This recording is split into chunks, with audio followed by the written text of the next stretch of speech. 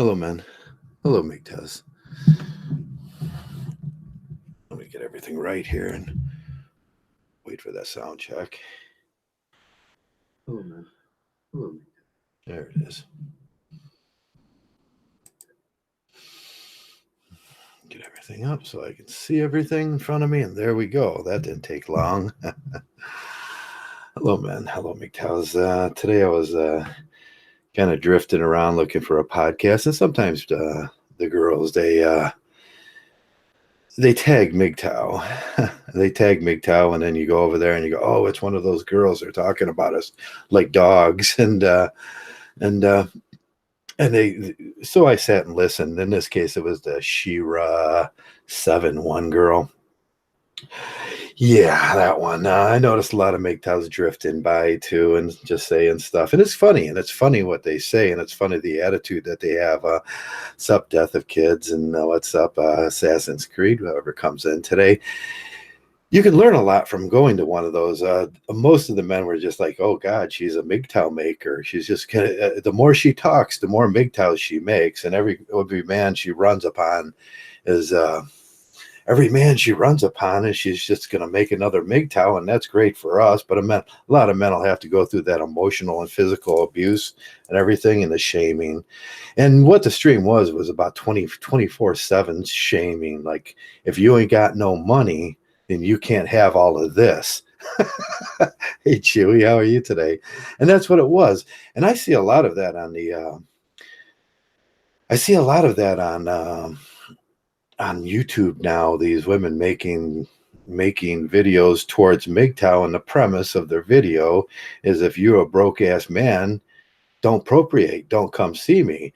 And in that statement, there's a lot of interesting questions you need to ask about fiat currency and bartering, and what currency is, what currency was, the oldest profession, how women look at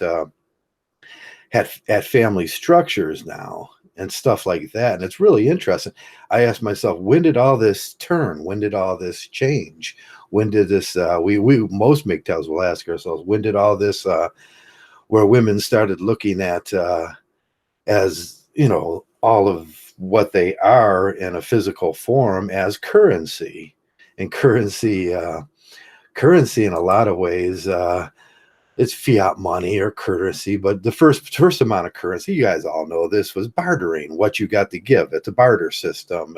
Commodities. You got a bag of flour, I got a bag of rice, you got a bag of beans, I got a bag of corn.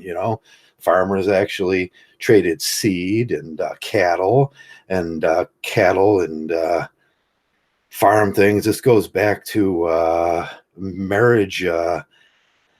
marriage laws and everything, where you could have my daughter and I will give you 2 sheep and a cow, and then you take her off, because back then, during the traditional farming systems, a woman didn't work the farm, a man worked the farm. A man fought off. The sons were more valuable. So if you want my son, you have to give me, some property, 2 cows, and you get a working machine is what you get. And we understood those things. You get a working machine out of that. And that was the barter system under human development. And we solved problems that way. And we traded that way. And but at a certain point,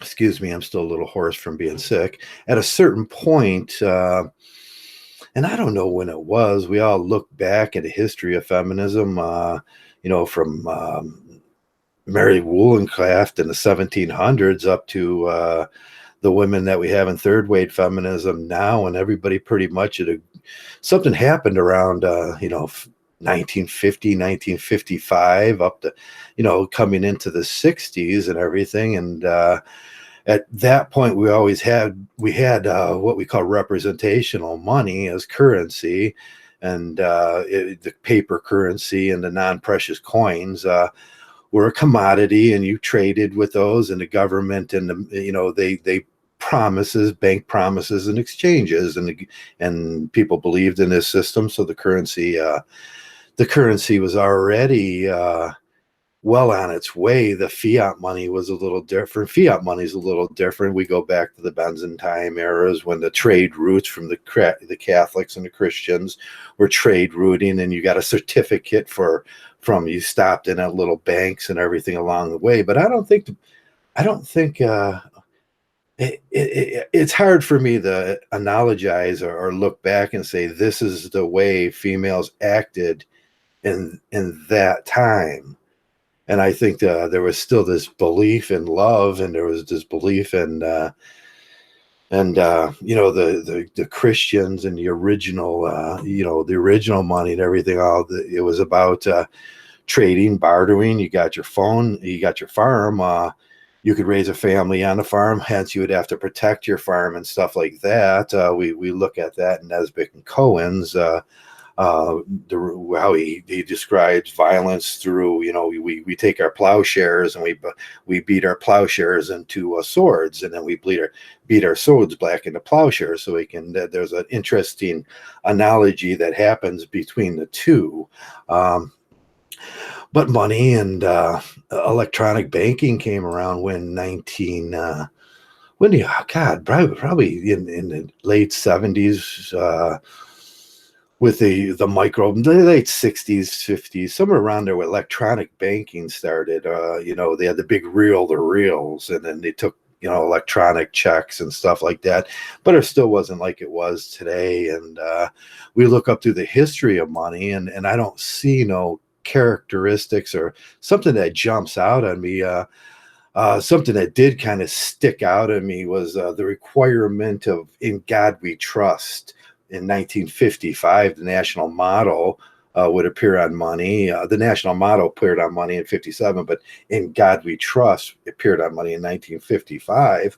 The silver certificate in 1963, and these were interesting times. And so I looked up 1955, and there was a lot of interesting things that happened in 1955.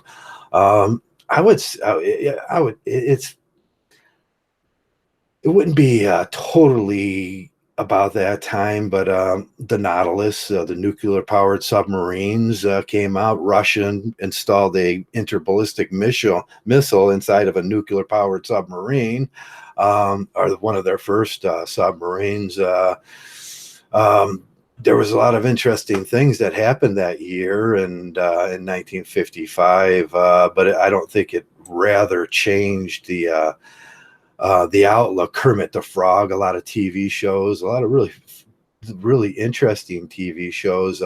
Rosa Parks would refuse to sit down in the bus in 1955, just in the same time, in the same year as they would put that "In God We Trust" on the bills and stuff like that. And so I can't point to anything like that, but I do know what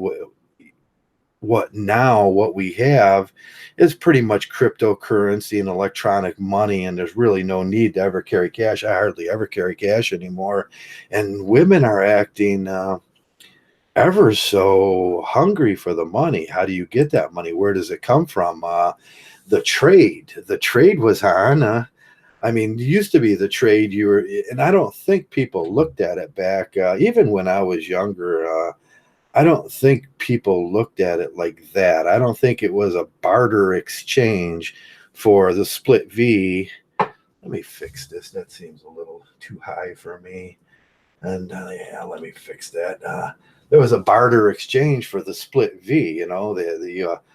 Nowadays, I listen to these females, and man, there is a barter exchange from the oldest living profession for the split V. And we see it with movie stars. We see it with, Mr. Bezos is going through problems with his wife and going through a divorce. And that's probably going to cost him about, I know he's got what, $120 billion or something. I'm not sure what it's going to cost him. Probably $40 billion, $50 billion. I don't know what he can hang on to that. And he says it was well worth it. He would go through it again. And I was like, wow, that's a crazy sentiment. Was that worth that? That split V, was that worth that? And from a simp's point of view, they would pay anything for the split V and everything. But I can't remember when I first seen the first simp. Uh, I think it was maybe I was growing up and I grew into that and I grew into noticing when men would beg for it, when men would simp for it, when men would do anything for it, and it was rather a thirst. And when you look at the simping, it's not that all men don't desire that. It's the idea of the thirst at thirst levels. And somebody should make maybe Sandman should make a video on the levels of thirst, and and get that because I don't know. Maybe I got this character, this cat in my mind. He was a hippie back then when I was growing up, and man, he seemed very thirsty. He was all over the place. He was like, and he would irritate some of the other hippie dudes with his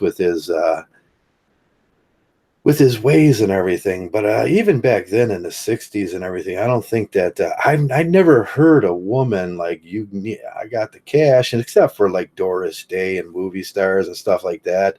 Diamonds are a girl's best friend and everything.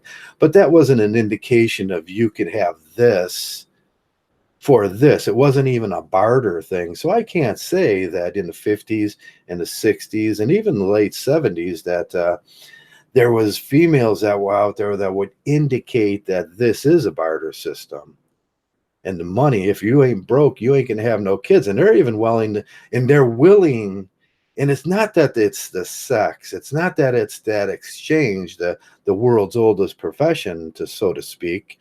It's that they will sell you that child within them that some men think is theirs, the right to fuse your genetic material to her genetic material, and then it splits. There's two, and then it splits, and it's no longer nothing of you after that. It's a representation of the original genetic material, and that's all the child is a representation or a photograph or a copy, and it keeps making copies of your 80. It generally runs about 86% of the male DNA to the rest, the female DNA, and plus you have to take in account for other DNA that's been swimming around in there if you find one of those girls.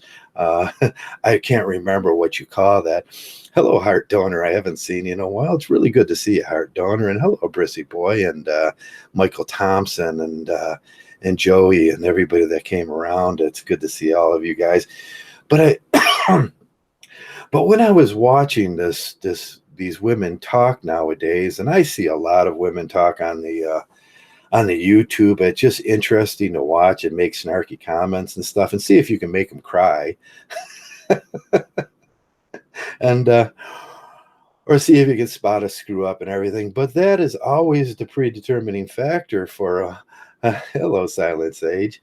Uh, yeah, that's always the predetermining factor that they would sell the birthrights to a male. If you in the male has to be the representation of this ching ching. And this woman actually today, she said, I don't care what the male looks like. She said most women don't care what a male looks like. If he's got money, that's what they look at as how'd she put that? She said, if they got money, that's what we look at as love, or you guys look at a love. We look at money that way. And I thought that was really honest. That was really honest. And everybody started at that point. I think Stewart was in there, and there was quite a few Mgtows because she had tagged Mgtow, and it came up on our Mgtow search. And it's still probably the #1 video up there on the Mgtow search if you look at it. And it was a very popular video too. She has 53,000, and she was talking about this 53,000 followers, and I made a comment, and I'm getting all sorts of horrible things said to me, but I don't really care. But but the question is still there for me. If you a broke ass, and she would say the N word, I'm not allowed to say the N word. She would call them itchy boys or something like. But if you're one of those itchy boys, don't come around. I can't remember what she called it. It was kind of funny, and I'm not up with the modern lingo. I was just trying this week. I've been trying to learn the incels chat, so I've been going around and listening to the incels, and they got they got a whole new vocabulary over at the incels that I'm just unaware of. The oofy doofy and the schlubby hubby and. I mean, there's theories behind all those things, and what a Ricky Racky riot or something like that. And I was like, Jesus, I'm falling behind, and maybe it's just because I don't. It's just also humorful for me anymore that I just try to find the humor in a lot of these things. But it was sort of disturbing that. What we had predicted, and you could go back to early turd flinging monkey and the early traversable and the early we all said, well, it's all a barter system, it's like prostitution, love doesn't exist. And at that time everybody was in this belief that there was some metaphysical love. And it's still, if you talk to Christians, and that's where my mind always goes with, you talk to the religious people, and they'll tell you, oh yes, there's this metaphysical thing, this electronic thing, or I don't know if it's electronic or spirit that floats between two people and everything, and there is some pair bonding that happens with the magic pair bonding. It's maybe some little things that come out of your eyes like that, and so I think that's just funny, because there is no thing that crosses across space and time to get to another person. That's ridiculous. So I thought, well, it had to be in 55 when In God We Trust and the national seal was in the law. But a lot of things happened that year: interballistic missiles, nuclear submarines, Rosa Parks. It was an interesting year. I think Kermit the Frog was invented that year, and there was just a whole bunch of things that happened. But not till lately have I ever seen women just flat out come out and say, yep, it's true. Everything you're saying is true. And there ain't no such thing as love. And we see money as love. And we see resources as love and everything. And I was thinking, well, back in the early days, probably pre-Neanderthal man and everything like that. The Cambrous era, whatever that is, I can't remember the word for it. They were exchanging things back then too. What did you have to get? You have to jump up and like slay a dinosaur with a rock, drag a big 900-pound pig home or something. That would get you at least into the realm of being, or did you just run up on it and hit it like a squirrel? The chipmunks. Chipmunks are actually fascinating if you look at the breeding process of a chipmunk. And that's why when I look at Neanderthal man running through the woods, he's like, he's got his club and a big rock. And he's like running through the woods, being chased by something, obviously. And he spots a female and he just runs up on it. He's like, boom, boom, world record, 1.4 seconds. And he inserts it and he just keeps running. He's like, good luck. that was the sentiments back then, I suppose. But things have surely changed over the years, and money in exchange for have we tailed back? Because women pretty much today are saying, if you want breeding rights, you have to have so much money, and you have to be able to afford that, and that puts away all the Christian beliefs and love and all that. And they're saying, well, that's just the way it is. If you a broke ass, I can't say the word. I wish I could say the word, but I can't because I'm white. And if you a broke ass beggar, just stay away. And we see these sentiments come out with the incels, and with the in how we perceive, and from a normal man's perspective. None of us are Matthew McConaughey. I think Matthew McConaughey would do good even if he wasn't a movie star. I mean, he's the most handsome man in the world. I don't think he's necessarily going to do bad in society, but from a normal guy's perspective and everything, And from a sociological perspective, I suppose, the idea that and this is good news for the incels, and I think the incels should be they should be all up like, hey, I'm just going to become a millionaire now, and a millionaire is not that much money anymore, but it'll do you righteous if you wanted to buy a little bit of that. Yeah, so what the women are actually moving in, and what I wanted to say during this thing is the women are actually moving into what we Mgtows predicted and thought back, 2002 and everything when it was seemed to be very, very much different back then. And we were talking, hey, be a MGTOW, just, buy a prostitute. If you want babies, you can get surrogacy. And surrogacy, that brings up the idea of surrogacy too. Surrogacy, if the women are going to move into this process where they're kind of deflating the fiat value of money, they're saying they're going to sell the birthrights in that surrogate fashion and everything. They say, you have to have stuff for me. You have to have resources. You have to have this. You have to have that. And things are great. And women love things. And I think they've always loved shiny things and things of value and things of great prestige. Look at Keon, what was that guy? And one of the Kardashians, they bought their kid. And that was like, I don't know when they got married. I can't ask. I'm not very up on the hip hop scene and everything with the Kardashians. But I was seeing an article today that one of them just bought their baby a $2.5 million chair for the baby to sit on. And I was, wow, that devalues money in itself, doesn't it?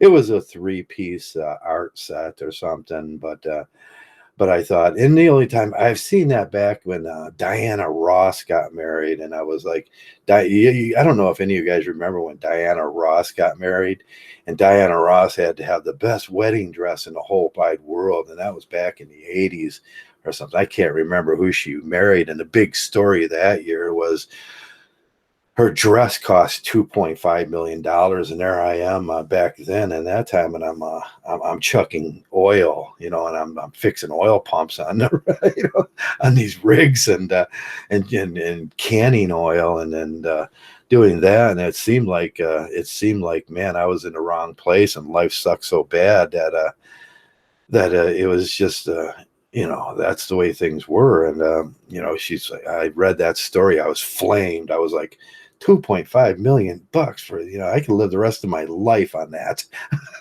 And this one spent the 2.5 on a baby chair, and this one spent the 2 on a dress, and the devaluation that women and I started putting these things together in my head. I didn't have a lot of time to do this because I just kind of thought about that about a half hour ago or so when I put this video up.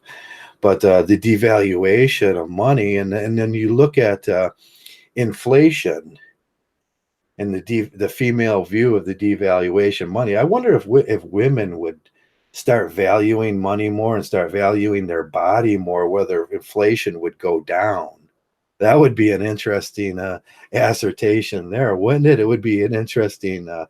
I'd put that on a curve and say, hey, look at this graph. But we all know that 80% of the market is marketed towards women, and everything, how they think is going to influence the market, and how they think is going to start trends and sell useless rocks and a pet rock. I think it was probably females that like, I want a pet rock. It's like the newest, greatest spinner. I do love the spinners. The spinners was a year ago. But you start seeing the spinners, and I seen this guy on this. I was walking down the fishing dock, and he was playing with a spinner, and I was just looking at it like, well, that's interesting, and he seems to be very captivated about with that thing. And I guess my father at that point, looking at me playing with some game, would be like, that boy seems to be very captivated with that item. It's a stick with a wheel.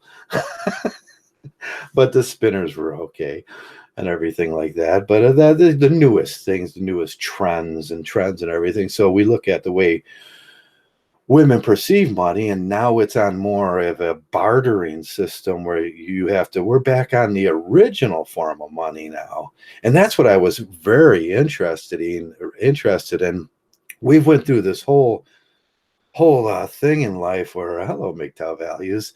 We went through this whole thing over the last 6,000 years where currency was coinage and gold, and then it went to representational pieces. I couldn't pronounce that. And then we went to this fiat where, the Catholic Church went from place to place, and they had little cards that here's how much money can I withdraw this, and then they gave him a new card and ripped it up and then back, and then that was from England pretty much to wherever they were going down in the Mediterranean and everything. And that was the first real banking system. And then we look at paper money, and we look at representational money, which was coins and paper and everything. And we went through this whole thing from when the original barter system was back when, I don't know when that was. I could check on a date. The barter system was probably, it was phasing out but coming in about 6,000 BC to 4,000 to 2,000. It depends on which civilization you're into. It could be totally different. A bag of rice for a bag of seed, and a bag of seed for, a cow, or, and stuff like that. Probably up to like 960 AD or something. Yeah, probably up to that period, maybe seven. And then we got this banking system started, and I think that's was a big problem. But now women during that were off the barter system, and then there was this age of romanticism and the Victorian age and stuff like that, where they seem to be quite happy with the coinage and the representational money at that time. And I don't recall. I mean, you hear about prostitution because prostitution's been around forever, but in the middle class, when you look at sociology, I don't ever recall seeing. Well, there was in wealth and wealthy. You can get this woman if you have this amount of wealth. So I guess it was about the same in the Victorian age, and we went into the age of romanticism, which is the representation of everything's beautiful, and we can make beautiful things, and then that has a value too. But now we worked up through fiat currency up to electronic currency, and now we have new Bitcoin, and that's a different type of currency, and I think it will always change. But the way women think about this thing now, and I don't think during the 60s and the 70s, I really don't think women acted, but it's now more prevalent that men. We're going back on the barter system now. If you have money and representational coinage, or shekels, we'll just call them shekels because it's funny. You can trade birthrights and that for shekels and everything, because that's pretty much what this female was saying today. And it's not that I haven't heard that 100 times this year. And I used to think, well, that's an oddity when a female acts like that. It's an oddity, but now I see it more and more, and I see it more and more. The statement, if you just a broke ass boy, don't come around because you can't afford to have children. And it was funny because I was thinking about that yesterday. It's like nowadays it's become quite obvious, to me at least, that I can't afford to have children. I think about and when I was younger, and I think Mgtow values and some of the guys would agree. Like when I was younger, you could have a job at the Ford factory, you could have a job in a steel mill, and you go, oh well, yes, I know I can afford to have children. But nowadays I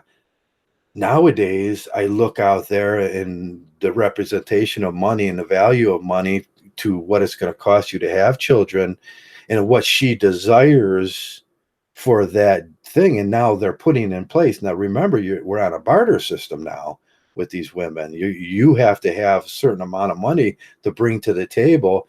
And I think, well, geez, I don't really I couldn't afford to have children nowadays, and nor would I try, because that would be the logical assumption that I think all you guys would make that logical assumption if you looked out over, if you were 22, 23, and you were in, if you were in the that bartering system now, and I'm far removed from that kind of, but that's why it permits me to laugh at these things or analyze these things to get a better understanding of what's happening in our society and what's happening with modernity, and all those things, because it has changed in the last few years, where even the sentiments of females are pretty much lining up to the predictions of Mgtow.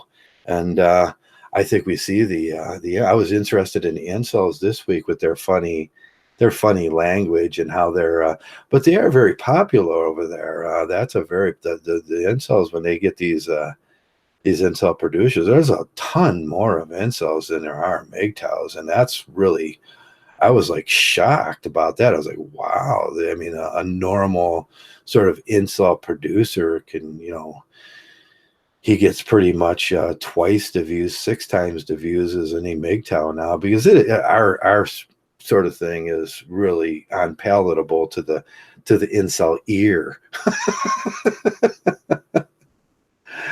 It was good to have those like input further longer. Steel millmen, yes, they could send kids to a university. Yeah, we could send a, yeah, but yeah, I'll get back on a point. I think that's where I veered from the subject. Yeah, back in the 80s and 90s, if you had a decent job, you didn't fear that you couldn't have children. I mean, I never thought of it like that. I know children were cheap back then, and there still was the romanticism sort of period. So is this, and what I was wondering, romanticism never died, and we talked about romanticism up. Is this the end of romanticism with 2014, 2015, when the attitudes of females changed to go back onto the barter system, where they're going to sell the babies and sell the rights to and she's going to let you know now that you have to have coinage now. Is the end of romanticism era over finally? And that's an interesting question, and build that one. Yeah, that's an interesting subject. I'll do one of those on the build the wall one of these days, and I think it's all childish and that, but yeah, the Christian values, and I think it has a lot to do with yeah, when we look at the Christian values, how they permeated money and how it permeated society up to say 2000, 2010. I think there were still a lot of true believers in 2010 and backwards to 2004, the 19, and then things changed right around 96, 92, 93 with the modern welfare systems and stuff like that most countries were introducing. We've seen a horrible representation of that in Rwanda. Nobody knows that, and everybody tries to deny it. That it was that the whole thing was about health and human services, and some people and there was two fashions, and then the one fashion excluded the other fashion from being able to get the resources, and it was an English system of help. I think it pretty much was an English system. It may have been a little Swedish mixed in there too, but it wasn't an American system that happened there. And this caused great strife in that country, where they were running around committing a genocide and chopping people's heads off and stuff like that, which is horrifying. But if you look deeper into that, it was health and human services that kind of put that thing over. They didn't have these systems, and when they got these systems, it provided one group with more power over the other groups. And there were the men of the woods, they would call them, and I thought that was an interesting. They watched a documentary on that once, and they called them. And when you hear that word, it's like, oh, they're just the men of the woods. They were the Zulus or something, but then you ask, why were they in the woods? Because they couldn't get housing. They couldn't get this. They couldn't get that. They were excluded from the system. So So I always thought that's the way this thing would take shape with the going gaunt and everything. There's men outside the system, and there's men inside the system, and then there's men and women inside the system that take advantage of the system, and we would call them what would we call them? The elite, or the there's a new word they've been flipping around lately that I wanted to do a little study on it before I started saying it.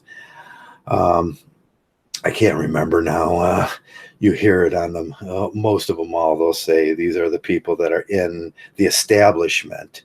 And the establishment, when you talk, yeah, that's at the establishment. When you talk about the establishment, you're talking about people in the establishment, and you're talking about people out of the establishment, and who's in the establishment, who's out of the establishment. And that gets pretty scary there now, because you're starting to look at what happened in Rwanda. You're starting to look at, oh, we're going to have a discontent few, which is not a discontent few.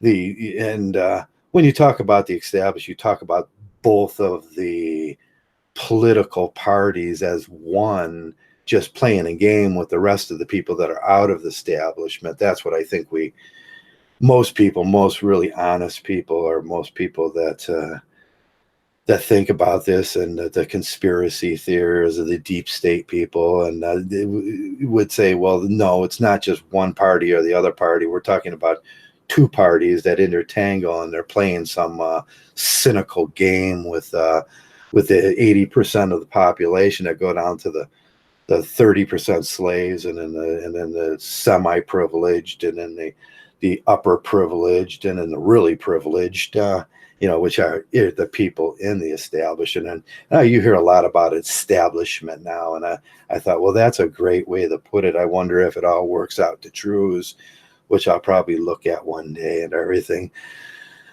But now, it doesn't. When we go through these, what's happening now in current events and everything, and we look at the statement that women are giving out now, if you're a broke ass N, and that's what you hear, because they flip that word. They're very flippant about it. And if you're a broke ass, we won't say it, because I just don't use that kind of language, but you know what I'm talking about. Don't come see me. You can't have no children. But if you got the money, you come see me, and we'll talk about surrogacy in a sense. And this changes the whole nature of what health and human services and those things, if you, well, okay, I paid my bill with her already, and that would be a bill for the time spent, and then my bill's over. But the bill runs over into the rest of your life, and you don't see that, because she has the thug system behind her to force you to pay, and you will be forced to donate portions. They'll say donate, because they're going to shame you. Don't you just want to do that? Don't you just want to donate because her and the kids are going to be okay and everything? And then if you say, no, no, it's not my kid. I can't have a kid. It's her kid. And they'll go, oh, you're one of those assholes. Well, we'll put you in jail. If you tell them the truth, I can't have a kid. I was just a guy with the buckets of money in my pocket, and I don't have none now because she spent it all. But now that's where it comes. That's where it becomes a problem here with that kind of thinking. And it's not a very good system if you're thinking about it. The barter system is a one-time barter system. I got the Benjamins, and you got the split V. You let me put a thing in that, but and then it ends. And you can look at this with this thing with athletes too. The expected time where an athlete is married and divorced, and it ends generally among all athletes. A major athlete, it ends 2 years after they stop being an athlete. Now, a lot of guys will go, well, yeah, they're still not. They lost the alpha male status, and she's looking to move up and everything. But I don't think at that point I mean, these guys are making 30 million, 40 million bucks, some of them that 12 to 20 million, 24 million bucks a year. I don't think that they're losing their alpha status. What they lost is that pay system. And then we're talking about, well, that goes back to the original statement is you got no money, you can't, and then she's looking to you know, keep that thing going, enforced by the state. That's what we, well, Jeff Bezos is gonna find that out pretty soon. That should be a really interesting thing to watch. How Jeff Bezos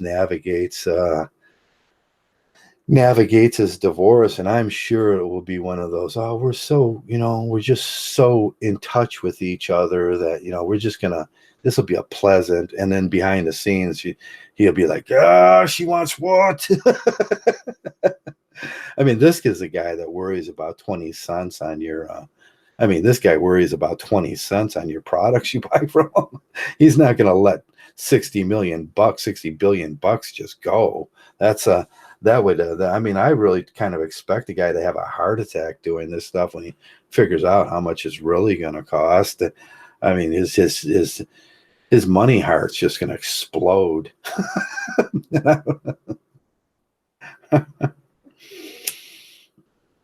But interesting. That'll be interesting watch. There was a few other Hollywood, but that goes to it all goes back to the thing. If you ain't got no money, if you can't afford children, don't do it.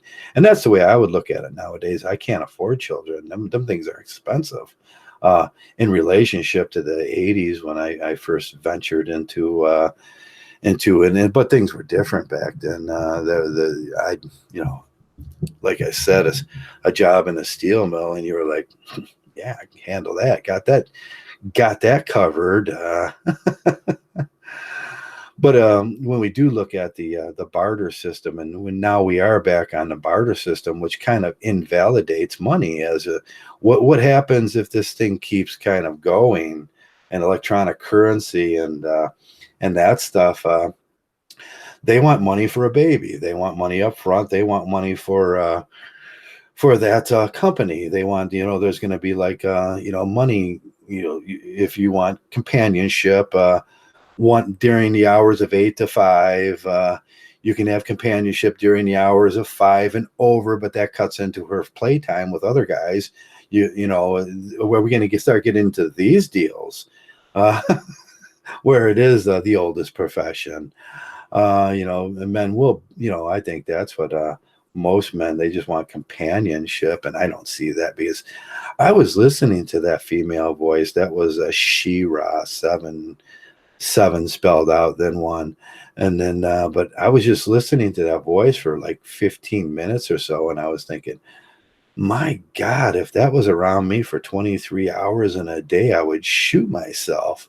I mean, all that shaming and all that, you're a broke ass, small deed, you would get it all. She'd be like, you got a little D and you're broke. You pull out 100 and she goes, baby, you could just see it change. You pulled out 100 or a Benjamin, a couple Benjamins, and it's like, and all of a sudden it's like, oh baby, it's like the Chinese prostitute. Oh baby, you so big, you so handsome. And that's, the $100, things change real quick, but that's most women nowadays. $100 change their attitude on a drop of a dime, and you become the most handsome man in the world. She'll tell you anything during sex, during that 15 minutes a day, but it's what you have to listen to the other 23 hours a day. That's what I always said. It's like, I would trade every 15 minutes I ever had for those 23 hours of getting nagged on back, because those were the important parts and I didn't know it. Jesus, was I a stupid kid or what? So hello, Nino. Hello, RP. Hello, we the people. Yeah, we the people. I was listening to Marcus's video on he was what was his video, and it was on why anti-feminism is just feminism and that stuff, and he takes from the documents that were there, and it was very interesting. I have to re-listen to it, so it kind of hardens in my brain what he was saying there. But he's tough to follow, and if you can follow him, God bless you. Sometimes I kind of lose it, and so that's what I fell asleep to last night. I just put on Marcus the Metaphysical, Mgtow, and I was just like dozing off to his voice. listening to Mgtow videos, dozing off, and that and everything. So that was the video. Well, I listened. I came on today, and I came home, and I was listening to that that woman talk about. Well, it's all money nowadays, and I think that's the sentiment most make that. But that should be good news for the incels, and I still don't see why they think things are so tough on them and things are that because. I think if you ask a lot of women nowadays, they'll say, no, it doesn't really matter what he looks like. It doesn't really matter. The alpha nowadays, and that has changed, is the guy with the coinage. He's the guy with the cryptocurrency. That's going to be big when you're like, how many cryptos is that going to cost me? And it's the progression of our fiat money system that that's been developing for the last see, we are evolving. Look at the ways we're evolving. Even women are evolving now, and they're becoming what we projected they were going to become. We when we first looked at this thing, we seen, oh man, something's wrong. I feel something's in the air. There's something different. And I have to ask myself, is the age of romanticism dead? Is it truly dead? And what do we call this new yeah, Bezos is the new alpha. He can afford, and that's an interesting concept. Rich people and generally well-to-do people, they're going to be the people that make the laws, and they can afford to have a divorce like that. They can afford a divorce. Poor people can't afford to have a divorce. In general, that would crush a man. A regular Joe like me and you and the 98% of the other people we can't have. But to these people that are out of touch, oh yeah, I could just get a divorce. I'll pay her like $70 million and she'll go away. I'm like, you're gonna pay her $70 million? When did it start costing that much? And we got to start looking at well, they're the way I explained it earlier is we look at inflation and we look at these two things sort of match up, don't they? And we look at what we perceive as value in this world, and what the simps perceive as value is that split fee. And that's always perceived as value and status to other men. So what's happening here is they're driving inflation. And I really got to do a study on this now. Because that's where I would in my brain is, okay, it's money for them. We're on a barter system and blah, blah, blah. I've worked it down in my mind and everything. And I went, whoa, well, what they're doing is they're driving inflation. And is that what inflation is? A lot of people, when you ask a money market manager, he's going to give you the definition of inflation, and they don't really know what drives those things. They're going to give you the definition of what it is. But if you ask them, well, what drives these things? And they'll go, same thing that drives the market. We don't know. It just happens. And you can do the FTG compilations on those and try to pick out peak periods and buy at low periods and stuff like that. But it's all a big guess, and it's all a big gamble and everything. And if you asked about inflation, the Fed would tell you, well, we're doing this to prevent inflation. We're gonna raise interest rates, or we're gonna drop interest rates and stuff like that. But I think it's more cynical. We're Mgtow, so we look at things more cynical. What really drives inflation? Yeah, and I think it's the same thing that is drove inflation. You could look at it in the times of the Roman times too. What drove inflation during that time? Wow, huh? we should just come up with, every time we want to indicate, we'll just go like this, like, what drives inflation? It's the P, and they'll drive the cost of that up, and as the cost of it goes up, as we start seeing these Jeff Bezos, as we start seeing these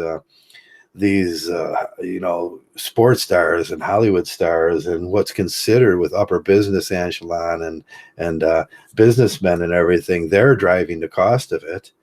And as the female wants to hit that glass ceiling. There is no glass ceiling anymore because that's their glass ceiling. And they won't say it. They think, well, they'll lay that back on the jobs thing and everything. But the glass ceiling is how far you can rise up on the P scale so you can get to that 20% up there. It's like, how much is that worth?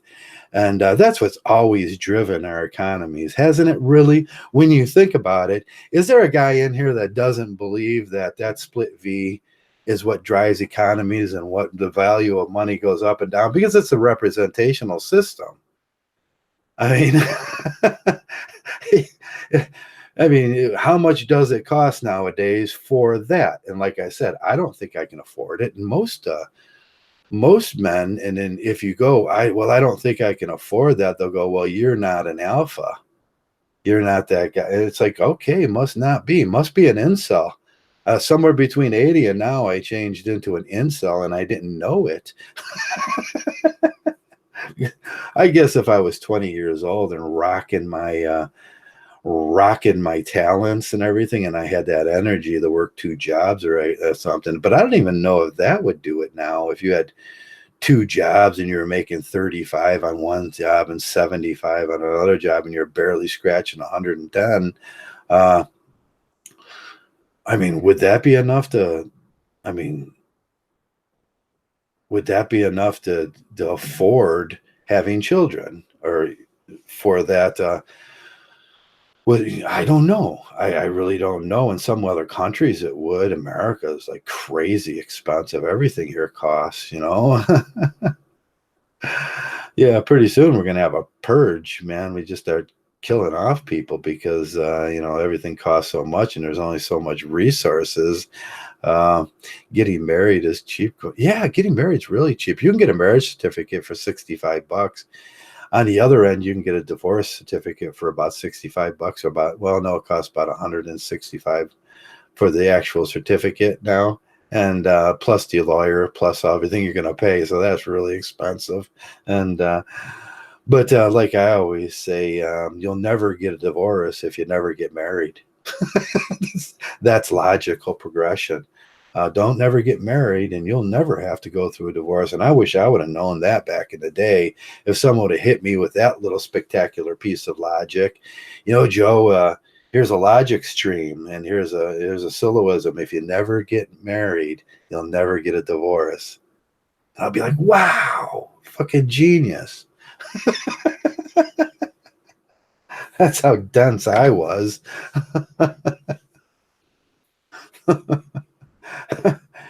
Yeah, I wish someone would have, but back then, men were like, "Get married, it's great," and they're all snickering, going, "He's going to be so miserable," because men were just evil. I don't know how men were in the late '80s, and I think, well, you guys knew, but you were just so evil to tell us. You were still telling us. You're still holding on to that.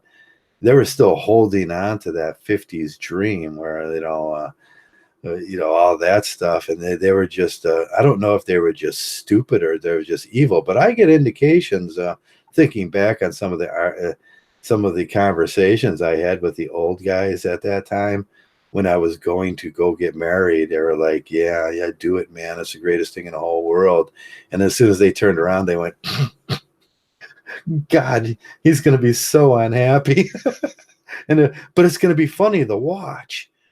And that's the way they kind of think about it. That was the change in men about that time. It's going to be so funny to watch. And they're like, we're going to have another slave with us. And it was that crabs in a bucket mentality back there. I don't think men have the crabs in a bucket mentality anymore. I think the crabs in a bucket ended with the ending of the age of romanticism. And I think romanticism is dead. And we're back in some stone age of a system now of the barter system, and you're going to pay for that P. That we'll just do that. Home, you'll pay for the V. Home, and this is what's going to cost. And that puts us on a totally different system, which drives inflation and drives money value and will drive health and human services right out of business because You can't afford that for the rest of your life. Romance, laugh out loud. Yeah, romance is dead. It died. Disney and Pixar. You even see it with if you look close. Now we often complain about the go girl mentality and what you see now and everything, but it's just representation of the era we're in now, and romance is dead. So the art, the age of romanticism is it's often dead, and it's someone kicked that out. That horse is dead. They drove that into they drove that horse to death. But which is just funny because men used to believe in that. Men used to believe in that, like I did. I believed in that lie. I think I was in that transitional period where they knew they were lying to me because the '60s had happened. They said, Joe, you could really just kind of kicked it all the rest of your life and ran through all the women in the world. And I wish I had that opportunity. That would have been great because I would have ran through so many, just more women in my life. Because I was a young, handsome kid at one time. I was, I was, the all-American boy, minus the ponytail and the beard. Ironically, I never saw the point of marriage. Yeah, and I think most of the young guys will never see the point of marriage anymore, and that's true. And there is a generational split where I would think differently if these things were different. But now I've come to realize that some boys nowadays, they you might as well go with surrogacy if you're thinking about having babies, or sperm bank, or you can store your sperm, or do that thing. But I would see the most reasonable way to is foreign surrogacy. You can, if as a man, if you look at the Western woman and you look at what she's demanding, and to have that just for company, well, I don't really need company. All I need is, even at that time, I didn't really want company. It was just that 15 minutes. It's like I can get that 15 minutes for cheap nowadays, since the same system now has devalued the dollar to the point where it's pretty cheap to get one of those. And no, surrogacy, what would that cost you? Between 30 and $180,000. That ain't nothing. That's a year's pay for most of you guys. Depending on what you wanted the kid to look like. And basically 86% of the genes come from you anyway, so the kid's going to look like you. And if it doesn't, you should ask questions. And that's an interesting thing. We were looking at that guy the other day in the paper. He just missed that point. That it's sort of like the guy from what was that cartoon down in Texas with the propane accessory salesman. There's the one guy that has the Indian child and he doesn't know it's his kid. I would ask, there was that man in England. He was in England and he found out that after paying $4.5 million in alimony or child support, they found out that, well, them kids aren't yours. And I said, well, they'll never, me. I'm going, you should have never believed that those kids were yours, because they're not. You can't have children. Only she can have children. Now that puts a different light on it. She can have children from anywhere, and then cryptic sexual choice predetermines that she's looking for sexual diversity, and that's what Mgtow will teach you. You get married, the most likely, the best outcome could be, if you have 3 kids, probably the best likely outcomes that 2 of them are going to be yours. But I always, hey, if the kid, with the 86%, when the DNA is taken, 86% of that, 86% of that DNA is going to be your DNA. She just makes a genetic copy of that. So your skin tones, your voice, your size, your general stature, your personality should be recognizable in a child. And I had asked this guy, didn't kind of see that, did you? It was like, wow. I bet some of his buddies were sitting around going, he can't see those kids aren't his. But he sounds like the kind of guy that really thinks he bought into the whole idea of what I call sympathetic pregnancy. She's pregnant. We're having a baby. No, we're never having a baby. She's having a baby. She does that with her body. It's her body, her choice. It's her kid 100%. There's no arguing with me after being a Mgtow for a while that's even slightly, all the kid does is reflect a mirror image of my DNA.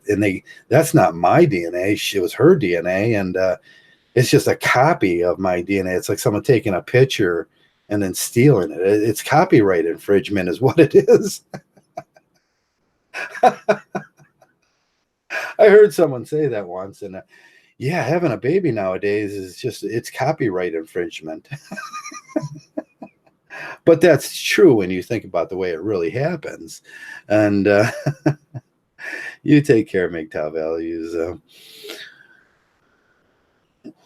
I know I probably shocked you. You're going to go look at your kids now and go, I wonder if they're mine. Sorry about that. Everybody's running down going, I don't know if that one's mine. They did report him now. And I think, I can't remember back in the day. It was like probably 10 years ago back in England and Liverpool or something. They took the DNA samples from all the men and they took DNA samples from all the children. And then they matched them all up, and it came out to an astounding 40% of the children had no genetic DNA of the fathers. I was like, shit. And that's how stupid us men are. You know, we were just like, if that kid don't look like you, and she's going, oh, well, it must have been it must have been this, it must have been that. The funniest thing I ever heard is, what is that old joke is, oh, the kid, oh man, I must have had some latent Pakistani genes in me. The girls, it's like, yeah, right. Always have. If you guys, if the young guys are always the DNA, you can go put it in your mouth, take the little saliva from the baby, put it in that pack, and send it off for $160 now and tell you if it's your kid, and they'll tell you your whole chromosomal makeup back to the Middle Ages or something for that amount of money. It's cheap now. Just do that, man. I would spend that money. I wish I had those options. I would have spent that money in a minute, because when I got divorced, we still had the barbaric divorce laws the way they are. I asked for DNA tests, and they said, no, that's not going to happen. And I said, well, I need a lawyer for the kids. And they said, no, that's not going to happen either. And I was like, wow. And they said, you're just going to take the settlement we give you. And I wasn't allowed to argue. Then that's what happens to most men. You get railroaded when you go in there. And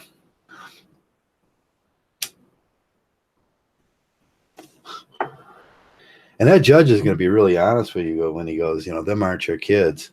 I said, I always suspected that. I always knew that. And he said, no, they're not. They're 100% hers, because you can't have children, ass. And that's when they tell you, it's like, shoot, I bought into it. I bought into that sympathetic pregnancy that I was having children with her. No, you were never having children. And but you will pay for those children. That's what we're talking about now, and that's what we're talking about. The currency of that now. Has the currency of that changed? I don't think has Mgtow changed the currency of surrogacy now? Has Mgtow changed the currency of the world? And is this thing going to get ever more expensive, or is it going to do what most things do when there's a new item on the market? It generally sells for a lot, then it peaks and comes down, and then the market value becomes the market value. Is that what we're going to see now? I think, I think that I can't remember what you call it. If any of you guys clinklers or something like that. I can't remember what the name of that was when they measure the market value or the peak effect of what you're going to pay, and then as it will level out. But that's what we're seeing now in the market value of the V. The V. Oh man, some of those holes are probably that big too. They're gigantic women nowadays.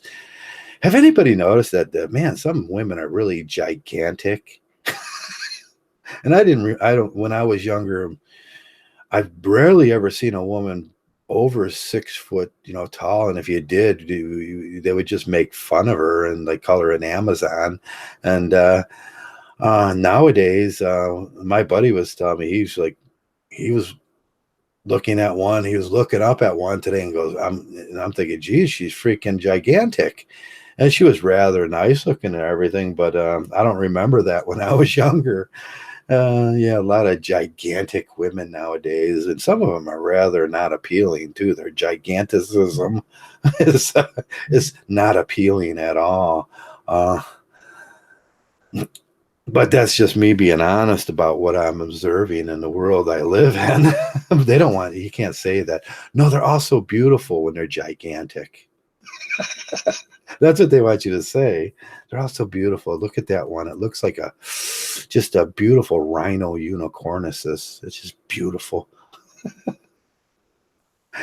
He's got size 26. That was a big argument the other day. I think Jenny McCarthy was saying that. It's like you got to get size 26 in those sexy lingerie from Victoria's Secrets. They're trying to pressure Victoria's Secrets. Oh man, you need now we need size 14 to 26 because women are freaking gigantic.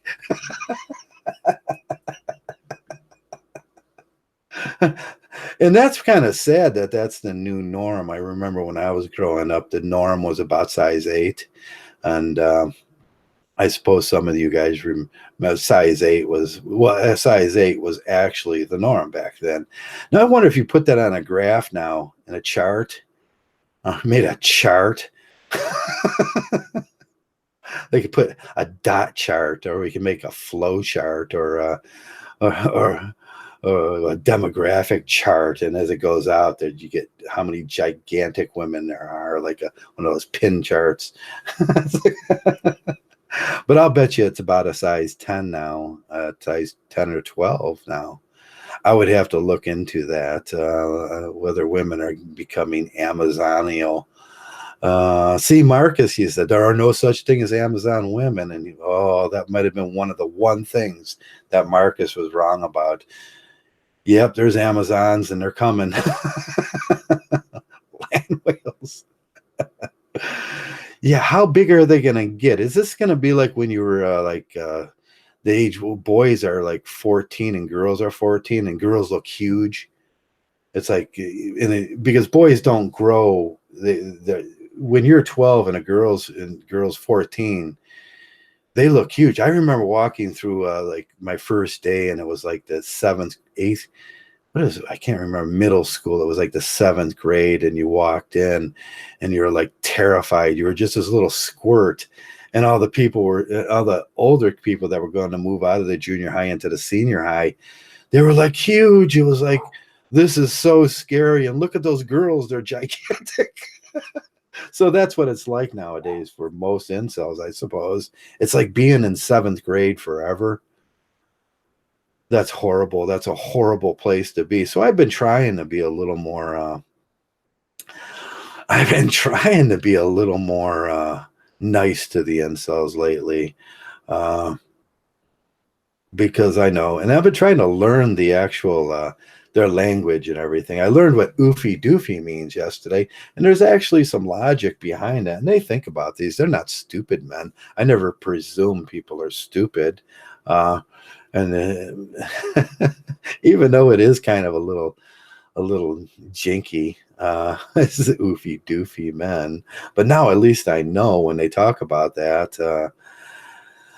Someone's going to have to fill you guys when you hear the incel lingo. You're going to have to fill me in day by day on it, so I know that I'm up to par on this, because I fell short. I was like, what the heck are you guys talking about? There was one girl that had boobs, and yeah, when she was in the 7th grade, most of them have do now. Yeah, I remember that. Me and my brother when we sit around and we have a few beers, my twin brother, and we talk about like the girls you see nowadays, they're much more mature. It must be the hormones in a chicken because there was like one, and she was that was Kathy, and she liked me and my brother all right. She was cool. I didn't want her because she looked heavy compared to the other girls, and she was highly desirable to the ones that were slightly older. It's just like, look at her, she's got them are gonna be huge. And that's what men think about the Freud's breasts, but nowadays that's just kind of normal. And I was thinking about that. What Oh, this week there was a young lady that was released out of the California, not California, the Nashville prison system. She murdered. I was going to do a video on this, but I decided not to. The young lady that was she murdered. She was a prostitute at the age of 16, so they released her. They said that was human trafficking, so they released her. And I can't remember her name. If you guys remember that. But I thought that they dehumanized the guy that was.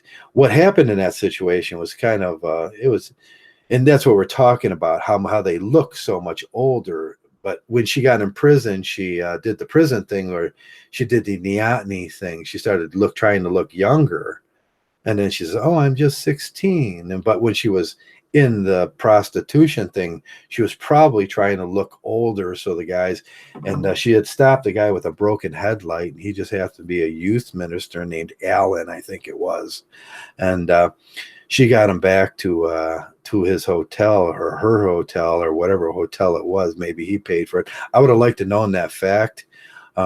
Because there is like the idea of how this was manipulated and how this was instigated. Did he thought that there was just casual sex, and he fell asleep. There was casual sex, obviously. He fell asleep on the bed, and she popped the cap in his head, and then she got caught, and they released her after 12 years or something, and said that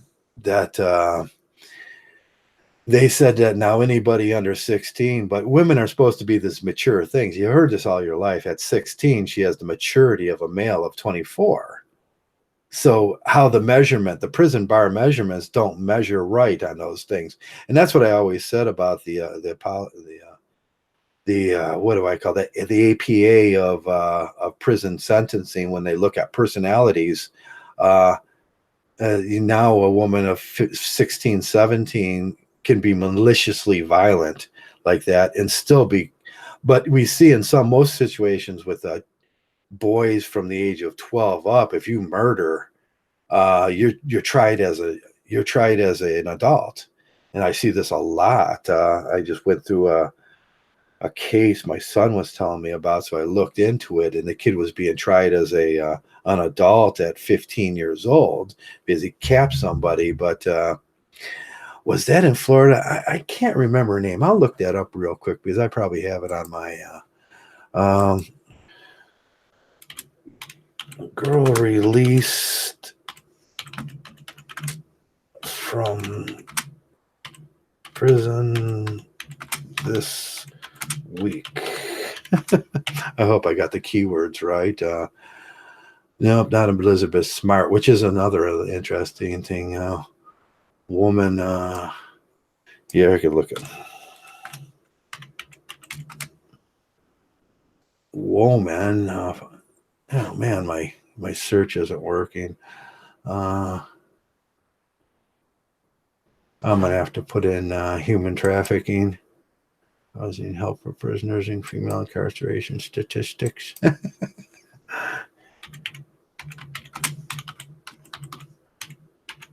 Human trafficking. Oh yeah, okay, here it is. Her name was Centoya Brown. She was supposed to serve 51 years in prison, and I'll go to this article. Yes, just Jimmy Haslam's brother was the governor. I don't think he's the governor anymore, but one of his last things was he let Centoya Brown, that was serving 51 years for killing. They won't even say his name. And when somebody kills another person, they're the victim. But in this case, we're looking in the Centoya Brown case. She's a victim of a pimp. That's what they're saying. So the other man that she killed doesn't matter. He's a disposable male. Can you see how that works out? Centoya Brown killed his last name. They won't say it, but I remember it was Allen. And Brown said she was acting in self-defense, and that's like all lead. But he was sleeping. She killed him while he was sleeping. She used a gun against to kill him, but he was sleeping, so that's self-defense. No, that's not self-defense if he's sleeping. That's premeditated murder. But she's going to get out of prison this month or whenever it is, and it's all depends on because she was forced into prostitution, but that has nothing to do with the other man that she killed. That has something to do with the pimp, but they're going, well, the pimp is all men. So all men are responsible for human trafficking, even the guy that, and there was no clear sign that it was a relationship like $150 for sex, and he went there. She waved him down on the road, and she manipulated her way into it. And that's what they said at the beginning thing. So that was the Centoya Brown thing. They said that she was a very manipulative teenager. And the first thing, the argument I got from the far left was like, oh, he was a pedophile.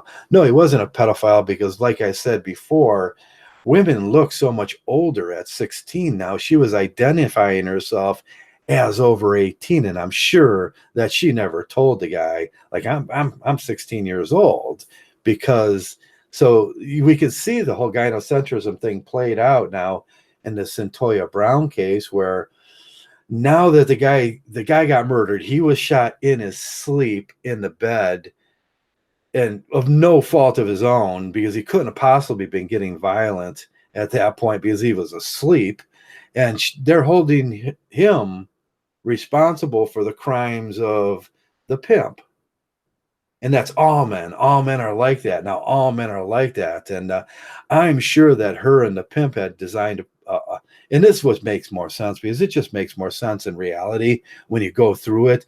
Like I always said, it's the Yogi Berra or your favorite baseball. Whenever you see something, insert your favorite baseball player's name into it instead of another person, and then see if that bounces off, if that sticks to the wall. Because if it doesn't make any sense after that, it's probably you have some inner violent biases in you. So this other guy that she murdered, and he's a disposable male, and she did murder him, is now less. He doesn't get as much. He won't get as much justice from the justice system because of what they said the pimp did, which was human trafficking. Now, I say in them situations, she was let go of jail and everything. There's legal things that don't make sense in this. What does one thing have to do to another? What does the murder of Jeffrey Allen, I think his name, have to do with the guy pimping out a minor? Well, it's human trafficking. I understand that. Hold that cat responsible for that. But over here, we got two separate instances. We got one man that was murdered by, and he was a victim of this too, because I'm sure it was a scam to get him there under the guise that she was old enough. So now when you put it like that, there's ways to reword these things where they start making sense. So now she's out of jail, and I wonder, you can't, maybe she'll kill again. I've seen that. There was a woman around this area that was released from prison after 10, 12 years after a murder, and she got out. And we talk about recidivism and violence. These people are prone to violence. Now, when they talk about recidivism, and I talk about the APA of that, we're talking about personality things, and the women get a pass on the personality test there too, because somehow they get that pass because, oh, she was once a murderer and a manipulated person, but she's cured. but so all the recidivism laws and all this recidivism science and social sciences don't apply to women either. Which is ridiculous. We can see how the whole system is all gynoed up, and I think Centoya Brown is a good example of that. Will she murder again? Well, they'll go, darn it, we didn't see that, but she just murdered a man again, so that's not so bad. If she murders a kid or like a female, then it'll be like a lot worse. But if she murders another man, well, he deserved it because there was this pimp. Do you see how ridiculous that is? So all men will pay the price for some one man, and then that's all men are like that. Now that was an interesting question that we get this all the time. I mean, sometimes we Mgtows get kicked off of YouTube for using these terms like all women are like that, and they're all like, they are all like that. I mean, we understand that a Walt is more the loaded gun in the room, and every woman has the ability to do that. But when we start looking at the sociological sort of details in that and personalities, it's like, oh man, now it starts getting real scary. So I know I overthink a lot of this stuff. Would you go scorched earth on her? Yeah, I would go scorched earth. I would. There's nothing. Yeah, it would be.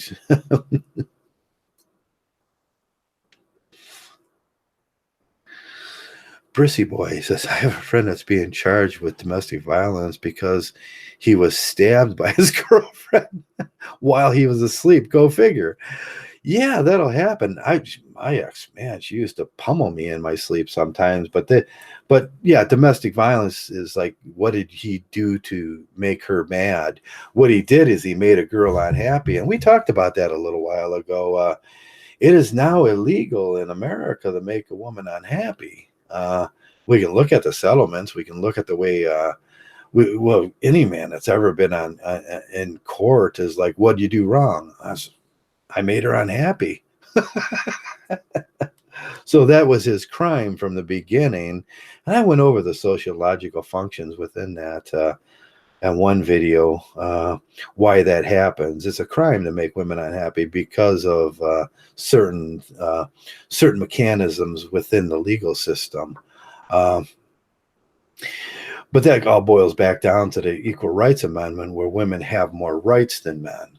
See, in the pronouns, that's what Jordan Peterson arguing the pronouns. He should be arguing the pronouns from pro-male stance on these things. What pronouns need to be in the EPA, the ERA? Well, the word male and boys, and that's what Warren Farrell was arguing from that point. Men and boys, domestic violence against men and boys happens 50% of the time. So who had unfair barriers put against them from 72 to now? Well, men have had unfair barriers because the pronouns that describe men have been removed from these texts that are policies that direct our law.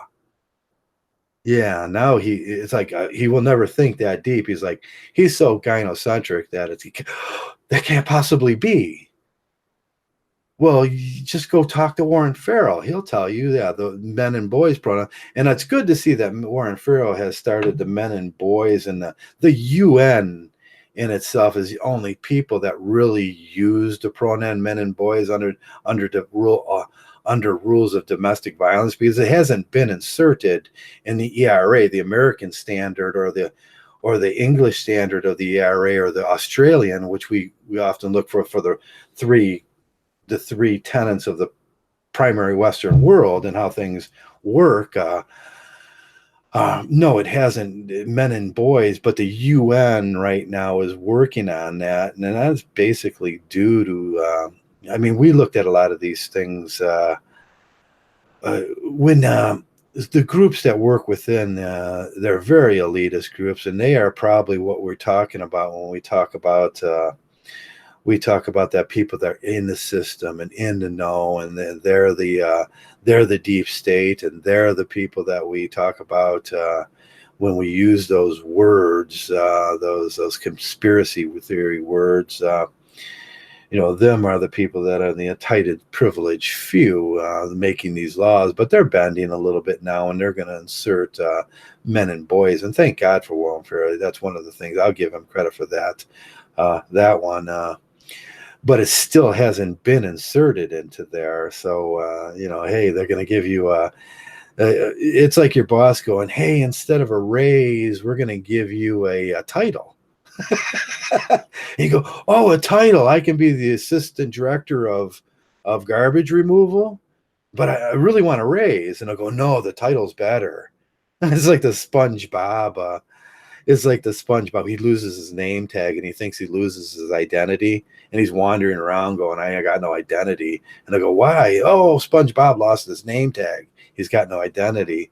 But I often laugh. I think of that analogy when the newbies come around and they say, I don't have this label of Mgtow because there's no labels. And it's like, I'll say, what, you lose your name tag?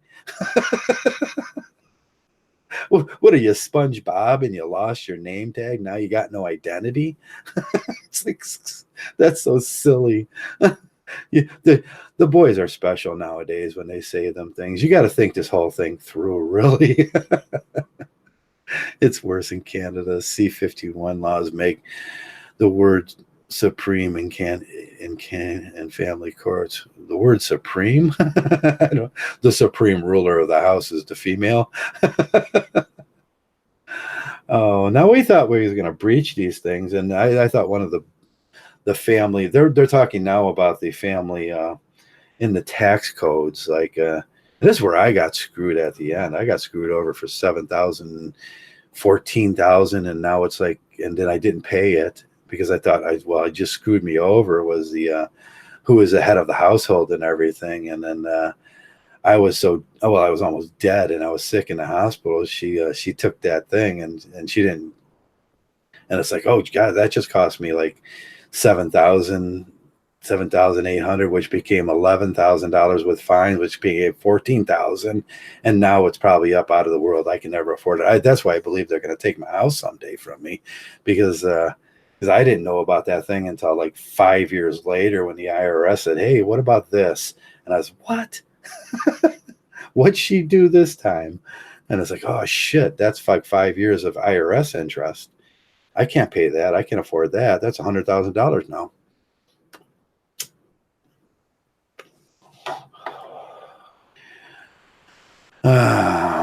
Her word is supreme in court. Yeah. John the Other talks about that a lot. He talks about they're really active in that thing.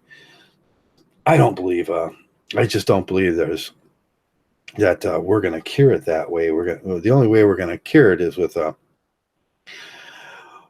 we talk about it all the time. What becomes a norm in society? Norms become laws because they're norms, and that's what we're looking at with cultural Marxism. That's the way they got what they got to become laws, because basically things became norm, and that's what we're talking about today. We're talking about if you ain't got enough money to marry me, or if you ain't got enough to have babies with me, then don't even apply. And that's what we're talking about. What are cultural norms in our society?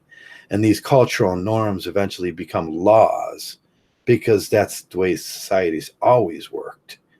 So we're talking about the cultural norm of how much money it's going to cost you to apply for another certificate to procreate with a female. Sooner or later, that's where it's going. And I think that's where the future is going to go, and we'll see this unfold in I'm not no prognosticator or anything, but I can see the signs when something's coming up, and that's what I really wanted to end this thing on. I'll take it all the way back and around to where I started. The new norms in society is that if you're a broke ass man, don't even need to apply. Because women see money as love and love is money, and things are benefits and resources are what they really want. And there's no such thing as love. And they're coming around, well, we had you guys for a while. You believed in that because the bacteria in our body makes your heart sink and clogs up your neurons and stuff. And then it produces these chemicals. But since you guys found out about that, now we'll start telling you the real truth. And the real truth is it's always been about money. It's always been about resources, because the barter, because of the trade. Now women are going to want to go back to the trade, but what effect will this have on our economy? And how does the representation of money work now with this new barter system, where you, as a male and a young man now today, you're going to need to have X set amount of money to buy surrogacy from this woman that, well, you're not even going to talk marriage. You're going to say, you're going to have my child. So what you're really buying, and I want to tell guys, all you're really buying is to send your DNA off. Is she's going to take a snapshot of your DNA, and then she's going to have a child, which is 100% hers. And that's what you're paying for. You're paying for, and this is where anti and neonatalism goes. Hey, why pay her, some absorbent amount of money, which Jeff Bezos is going to find out it was an absorbent amount of money, to take a genetic snapshot of you, so you leave a genetic. Is it that important? Is it really that important that you leave a genetic snapshot of yourself on this planet? I mean, we all have egos, and I know I'm pretty. My God, I am just one pretty man and everything. And there's a lot of women that would enjoy my DNA and their children. But hey, I can knock out ADHD and basically with my genes.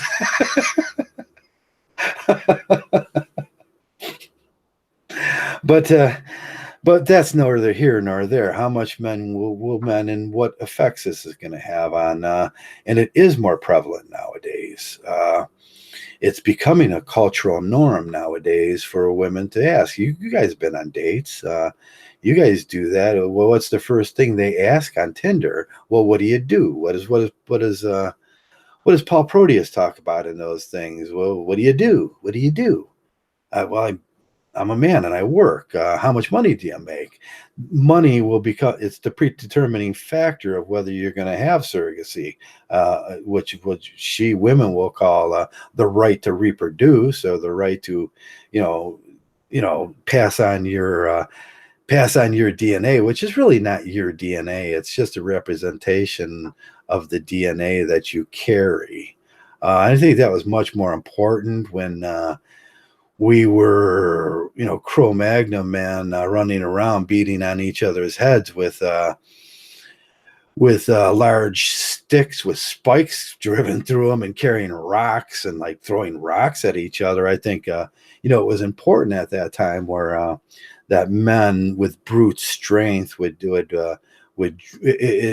because stress and evolution, these men are more likely to make it through stressful periods. But I don't think it's as important nowadays, and we're going to start seeing a developing new age. What we're going to name that age, I don't know. I would like the age of V.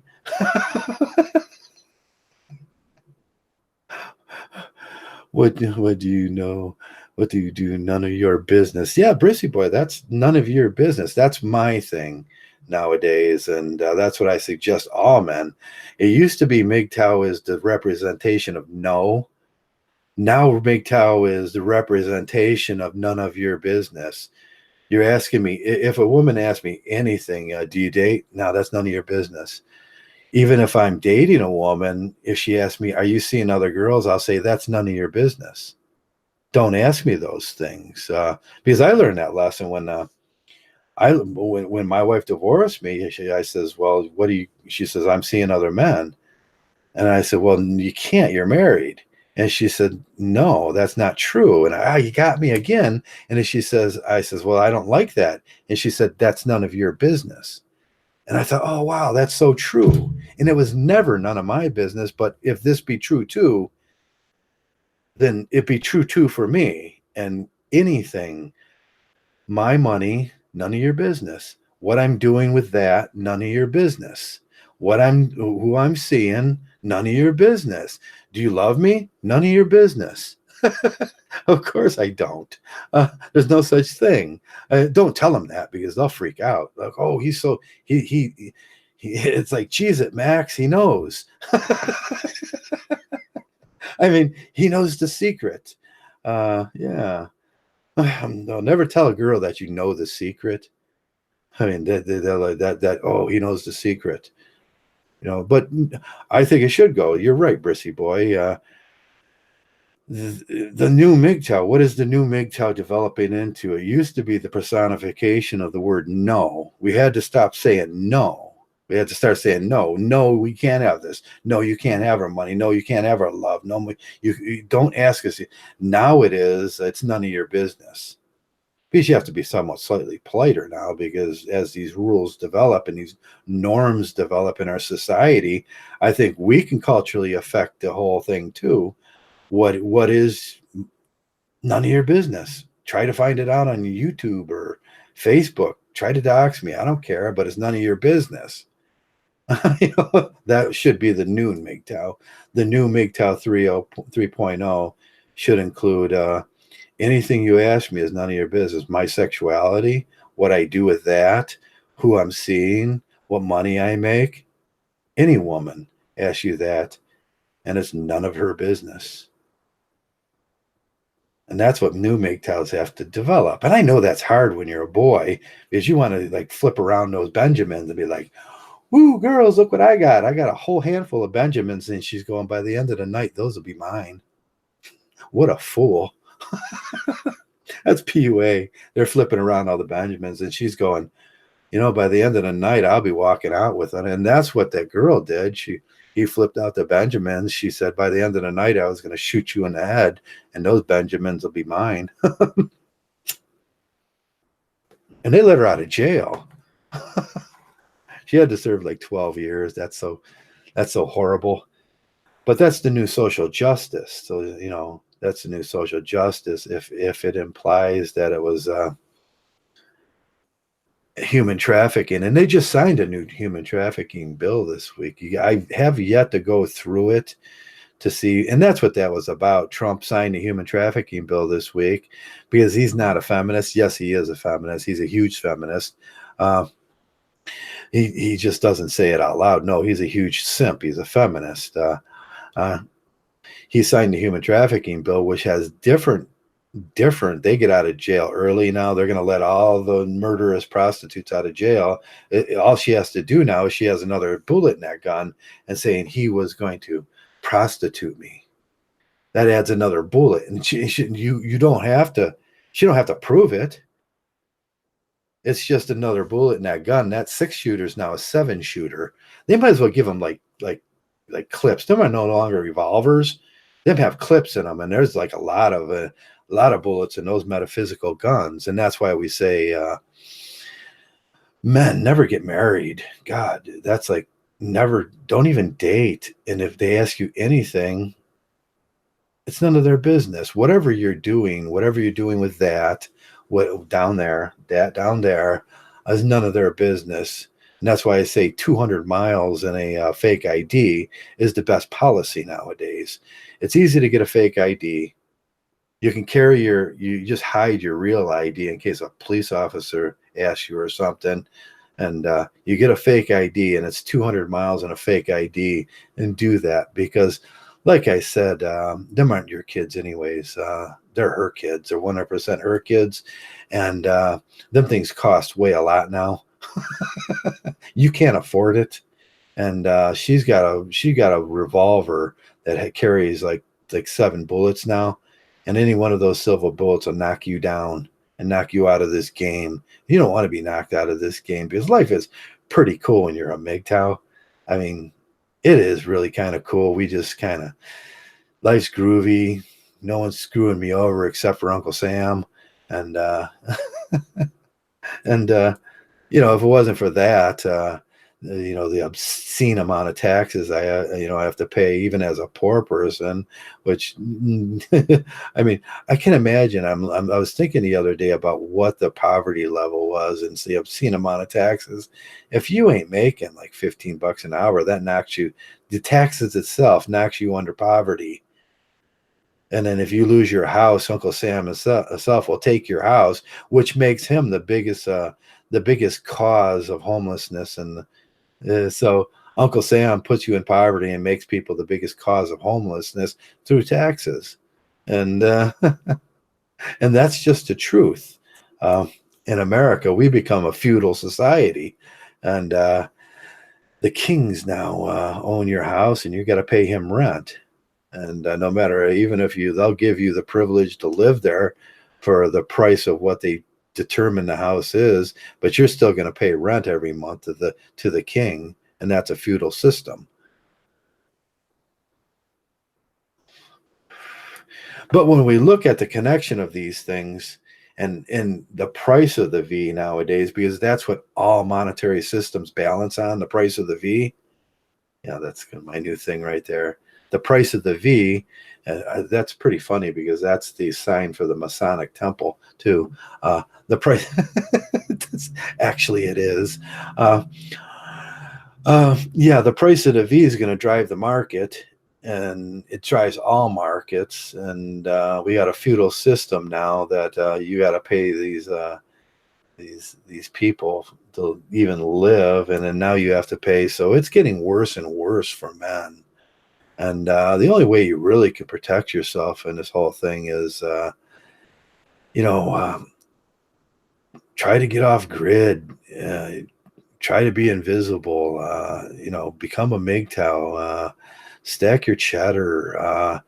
Do it electronically or whatever. I don't know how you're going to hide that stuff because they're going to find it and try to steal it eventually. God, I'm walking proof of that.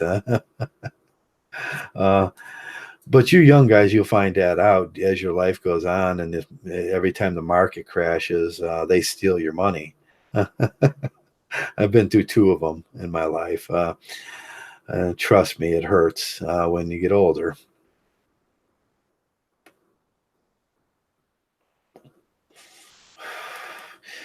But that's my video for today. How cultural norms will drive this thing, and the cultural norm that women put into this system is now if you ain't got the money to buy a baby, don't even talk to them. Don't even talk to them. There's other barter systems that you can use now, but they're putting that away now. That's why I went into the subject of human trafficking, because they're going to get rid of that system and they're going to force you to barter with the female for the price of a surrogacy. Uh, because why? Because you want to genetically duplicate your DNA, and it's not even really yours. It's just a photographic copy. No, that's silly. That's silly. I understand the neonatalist now, and as I get older, it just becomes more silly and more silly. Stash your cash, yeah. Stash your cash, and try to keep as much as you can anymore. And the stock market, man, if I tell you how much I lost in my lifetime in the stock market, you would cry for me. uh, that's not a safe place to put your money. Uh, I don't know. Best thing to do is get a little small business as a man. Never take a woman into that, because she will get the business, like Jeff Bezos is finding out. She will get it. Stack your money in a safe, deeply in the floor where no one knows about it, and try to live a MGTOW life and try to keep yourself happy. That's what it's about, anyways. You only get one of these lives, and you don't get a redo. Uh, and it's only so short. It seemed like yesterday I was a 12-year-old boy running around the woods having stick fights with my friends, and wondering about what it would be like to finger Marianne. Just seems like yesterday. It all goes by so fast, and you're gonna miss it if you're not a MGTOW. And MGTOW is the only way to go nowadays. Uh, it's the only option left. We'll help you maneuver this thing. We'll help you get through it. We'll help you with your loneliness, and we'll help you with all of that. We'll help you with a better way of thinking, a better ideology. Uh, if you want to have children, there's other ways to look at this thing, and surrogacy is an option. And it's a changing different world, and we have to wonder what cultural norms are gonna, what the laws are gonna be like. And these barbaric laws of the past, they need to end. They need to end as soon as possible. uh, I don't know how well we will change them if we change society. And there is a change coming. There will be a change because women think about the monetary system different. They value that. The price of that's going way up. And like all new products, it's going to cost men of a whole generation a whole lot more until the price balances. Uh, so I feel sorry for the young men today, but as soon as we accept these things, acceptance is key to everything. Like I say with my wife, when I was married, and she said, "I'm going to see other men." I said, "No, you can't do that." And she said, "No, I'm going to do that because it's none of your business." And then as soon as I accepted that, that's when things got easier. Acceptance in life is key to everything, and I realized that yes, I'm going to do that too. I'm going to play that game too. It's none of nobody's business about anything you do. Don't give away that information. 200 miles and a fake ID. That's my answer to this thing. And never tell a soul. Never share those things with other men. That's what gets you in trouble. Loose lips sink ships. And this ship, I can't afford to get sunk again. And that's the way every man should think about this thing. And that's all I got to say today. I hope I struck on something that was interesting at least. And well, at least you got to see me and my pretty face, and that's always a joy for for most people. And like always, man, it's not about all this garbage in life. You know what it's about? It's every one of us together and make this thing, this new thing. Each and every one of you make a difference. Um, Go out and find a Mgtow, share it with your buddy. Each and every one of you make a difference because we're going to push this thing we're going to push this thing into existence, whether they like it or not. And that's what that girl today was talking about. She was just fearful of, she's just fearful because you know what? We know the secret, and that makes them real fearful. That's what she was really saying. But it is a brave new world out there, and wow, don't want to come back here again, and I don't want to have to be recycled into this world so I can go through this ununderstandable mumble jumble. It's just easier being a Mgtow. Like always, thanks a lot for being a Mgtow, and you guys have a great day. And that's all I got to say. Thanks a lot for being Mgtow.